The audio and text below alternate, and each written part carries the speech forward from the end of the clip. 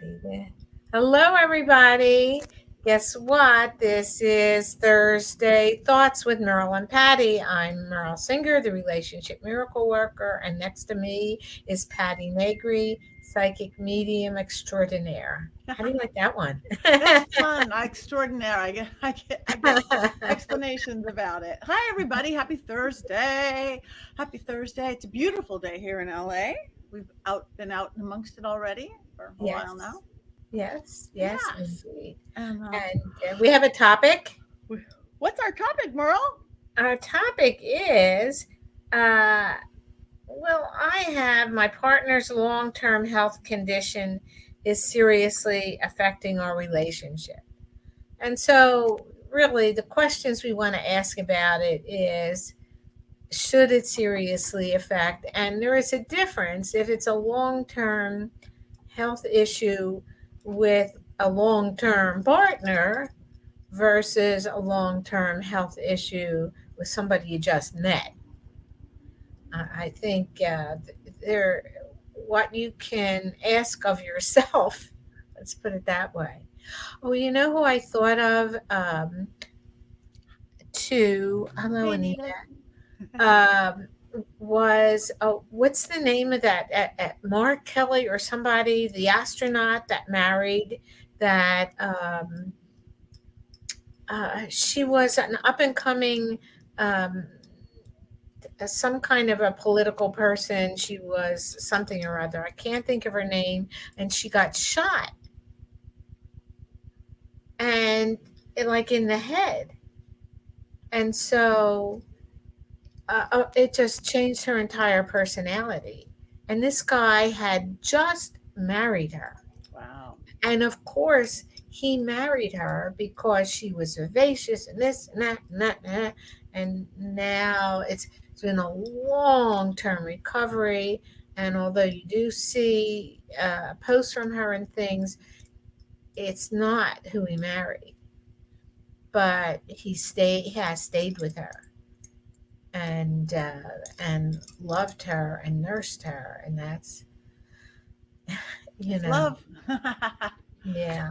um, yeah, it's if you're not in a relationship yet, like you're saying, and you're just meeting someone, you have to figure out if that, not being judged. You try not to even be judgmental about yourself if it's something you can handle. I'm only going. My one example is my husband's favorite TV show, NCIS. Hi Gina, by the way. Hi Anita. Hi Gina. Hi Facebook user. Oh Simone, why does it always just call you Facebook user? Um, it's NCIS, where one of the agents married. I don't know if she's quadriplegic or whatever. Mark Kelly. Yes, that's Oh, who. Mark Kelly, that's right. Um, if one of the agents, I don't know their real names or their actor names, married a girl in a wheelchair, and then they had a family, and you know, it's TV, but and you realize, okay, you're having a baby with a paraplegic or quadriplegic, you're committing to a whole lot, both marrying them and then having a family together. It works on TV beautifully, but you do have to figure out if before you get involved, if this is something you can handle, whatever their issues, whether health issues, mobility issues, and what we were talking about this morning, sexual issues, because that's a big one almost for the world once people get of certain ages and this and that. You had a great story this morning. So again, if it's new relationships, but then what if you're, like you said, something you're already in a relationship and somebody takes to ill health, again, whether regular health, sexual issues, all which combined. So the answer is to the question is we don't know. And neither do any of you know until you're in the situation. I would be um, more hesitant to get involved in a relationship up front. But I don't know. A lot of nurses, by the way, marry their patients. I mean, that does happen. Now, they may be patients of some means, so I don't know that that makes a difference. Um, but it's still, with money or not with money, you're committing yourself to a particular lifestyle, and you have agreed to put their needs above yours, not not to the exclusion of yourself, but at least you need to care for them first. um, and that's fine. It's fine to do that, and it's fine not to do that. You know what, I think is important is that people are upfront. And although the thing with Mark Kelly, and if somebody can remember the name of his wife, Gabby It's right Gifford. there. Gabby Gabrielle Gifford. Gifford. That's who it Thank is. you, Oh my God. Anita. Anita, rock Yeah. on, Anita. And I mean, she was amazing. And now, and now she has. I mean, she's damaged. Heartbreaking, heartbreaking. But that apparently is a strong relationship. And and Mark's the one that gave the most. And of course, she's got the strength to pull up and pull who she is as much as she can. So you have to admire it, and you have to feel bad about it. And the story I told you earlier was, this was a woman I met in some convocation or workshop or something like that. And I told you, I can still remember the conversation. I can still remember we were walking out of the event. We were walking down a long driveway to the car, and she, like, let out about, and this was a woman who was charming and lovely, and I had spent a couple days with her. Very nice person. And she let out about her husband, whom she was so angry at because he got sick and they can't have sex. And why did he do that to her? And I'm so mad. And what to do? And I thought, oh my gosh, he's sick.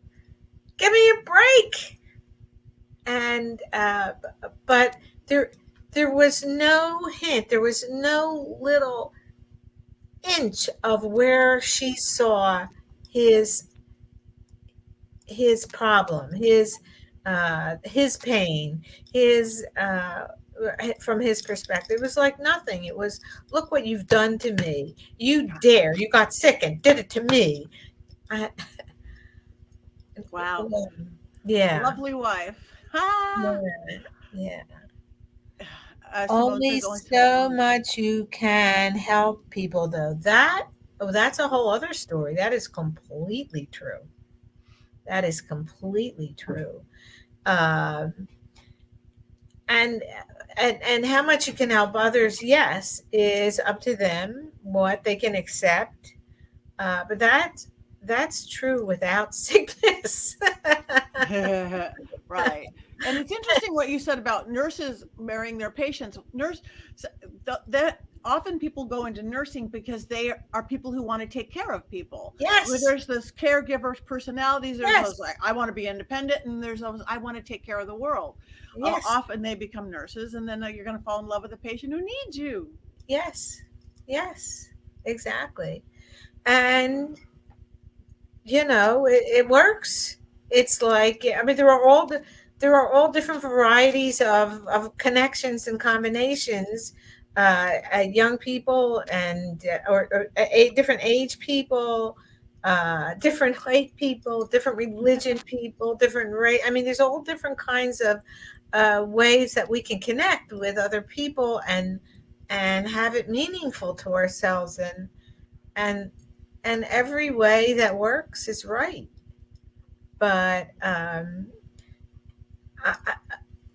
so I think when you say how much it's there's only so much, you can only help as much as somebody wants you to help.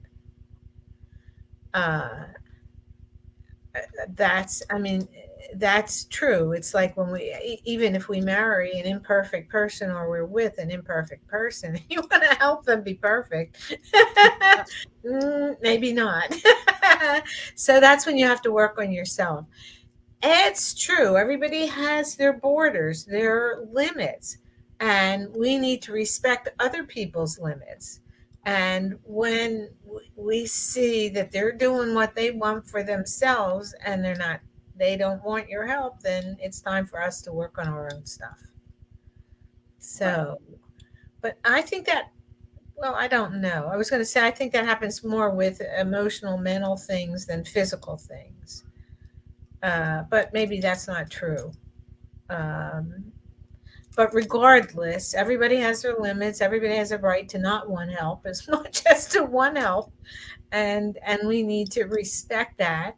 And and it's 11:11 11:11. All right. Let's see where on spirit wants to time. I'm so We're excited. on. You are good on time. Let's see where spirit. I never know where spirit leads us, you guys. I give this up to spirit.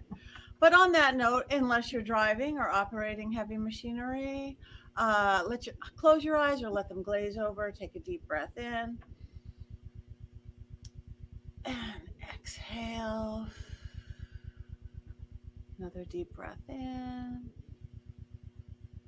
Exhale. I want you to walk around your mind now, sort of like you're in a library, maybe walking down the aisles of your mind. Just like, oh, look it. There's my fun section. There's my responsibility section. There's my I don't want to do what I'm supposed to section. It's interesting. We don't walk around our mind that often and put it like it's a library. But I want to go into our relationship section. And it could be all relationships. It doesn't have to be love relationship. It could be lover relationship. It could be roommate relationship. It could be work people, best friends, neighbors, relatives, of course. And go and maybe look in your section about what makes you the most happiest. What makes you that? Is there a book on that? Like I want to take care of people book, or there's the I want to be taken care of book. We're not even looking at illness or not, just looking at what your library is set up like, what makes you happiest or most comfortable. Sometimes comfortable and happy are very different things, and that's something to look at as well. Maybe you're comfortable but not happy. Maybe you want to rewrite the book on that one. Maybe you want to go for happy and let go of comfortable. We talk about that in our singles class a lot. Walk around and see, ooh, okay, hardship section in that relationship. Hardship. How do you deal with that? Is it your partner or again any kind of relationship? Maybe they're needing more than normal. Maybe they're needing more than you they can give. How do you feel about that? Are you comfortable with that? Does it make you happy and giddy? Does it make you, oh no, no right, no wrong? Just looking at your own library. Look at the books. Look at the books. Like, I want to take care of everything. I want to control everything. I want somebody else to tell me what to do. This is how I feel about illness. This is how I feel about responsibility. We like responsibility. We don't want responsibility. It's all in our books. And do remember, we could change those books anytime we want. We just have to kind of be aware of them. So take a moment to look at the books. Anything you're not particularly happy with, toss it on the floor maybe, and then somebody will come up and you'll give it to somebody else who wants it better. Maybe there's a book that you forgot you had and you want to focus on that. Read it again. Oh yeah, my I want to be happy book. Ooh, look at a couple of your relationships that you have right now. How do those feel? Like, ooh, they're fitting into my library well. Maybe they're not. Maybe some adjustments needed there. Anyway, look around at your whole library. Look how big it is. Look at how many sections you could go to on your own. Your health section of the library, your recreation section of the library. You're in charge. It's your library. But on that note, let's come back. Come back to where you are, wherever you are sitting in front of your Facebook screen and Merle and myself, and bring a little bit of your library with you. One, two, three, four, five. Easy, Yay! easy trip to the library. Yes. I haven't read so much in a long time. I know. Ah, I like to look at my books are like older. My books all look like they're older books, not complete antiques, but like almost mid-century books where the cover has been lost and they're kind of that material looking. It's Yeah, interesting to look yeah, at what your books look like if you even paid attention to that. yeah. Ah. So what are people doing in like 44 minutes, Merle, at noon Pacific, 3 Eastern? So there's something called Merle's Pearls. Ta-da! Pearls of Wisdom. And my topic is, how do you know the ending date of your relationship? And I have to tell you, I've been watching Hemingway, and he had so far. I didn't watch yesterday's. The day before, he had like four 7-year relationships. And I thought that was kind of interesting. I mean, maybe lifetime relationships aren't meant for everybody. Uh, Regardless, and maybe he's a little has emotional issues or whatever. We all have what we have. So um, it's just a matter of knowing where you are and what to do, I guess. Anyway, I'm going to explore that. So come back in 43 minutes for Merle's Pearls right here on Facebook. And any of you single folks out there, we are starting our Magic and Science of Love class next Monday. We still have spaces available. We keep it small and intimate. If you are single and want to change your whole dating paradigm, no longer It picking the right one or not picking whoever, or if you have any friends who are, please send them our way. We have a Facebook page, we have an event page, the Magic with a K, of course. You guys know me, the Magic and Science of Love. Yes, do it. We have really good classes. One of our graduates just got married Saturday, um, and so we're feeling really good. We And got to I get, and it will just the smallest little tweak in how you're thinking will make a difference going forward for you. Give it a shot. yep, So that's my best advice. Magic and Science of Love. And for men too. The last two workshops we open up to men, and men are great at this. Wow, our men have just got Wait, loves. It's it's amazing. not just they're great at it, that they're a great participant, and that they were able to feel comfortable with women, and women were able to feel comfortable with men.